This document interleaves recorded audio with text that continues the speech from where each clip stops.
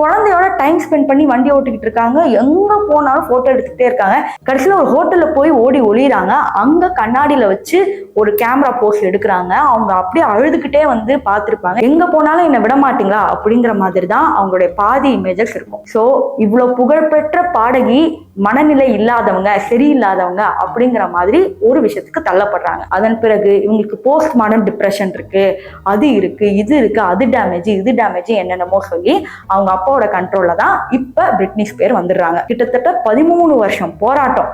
13 வருஷமா அவங்க என்ன சாப்பிடணும், எப்ப தண்ணி குடிக்கணும், யாரை எப்ப மீட் பண்ணணும், வெளியே போக முடியாது, ஒரு பாட்டு பாட முடியாது. அதனாலதான் பிரிட்னி ஸ்பியர்ஸ் பாட்டு நம்ம வந்து பாக்குறதே கிடையாது. அதன் பிறகு இவங்க இன்ஸ்டாகிராம்ல ஒரு கண்டென்ட் போடுறாங்க. இப்ப நான் ஆரம்பத்துல காமிச்சனே அந்த மாதிரி. அதுல ஒருத்தர் கமெண்ட் பண்றாங்க, பிரிட்னி எனக்கு என்னமோ நீங்க ஏதோ ஒரு ஆபத்துல இருக்கிற மாதிரி தெரியுது. நீங்க ஆபத்துல இருக்கீங்கன்னா மஞ்சள் கலர் பிளவுஸ் போட்டு டான்ஸ் ஆடுங்க, அதாவது கிராப் டாப் போடுவாங்க பாத்தீங்களா, அந்த மாதிரி போட்டு டான்ஸ் ஆடுங்க அப்படின்னு சொன்னோன்னே அடுத்த நாள் போஸ்ட்ல அந்த மஞ்சள் கலர் கிராப் டாப் போட்டு டான்ஸ் ஆடுறாங்க. கொஞ்சம் யோசிக்கிறாங்க. ஆனா நிறைய பேர் என்ன சொல்றாங்கன்னா, இல்ல அவங்க நார்மலா பண்றது.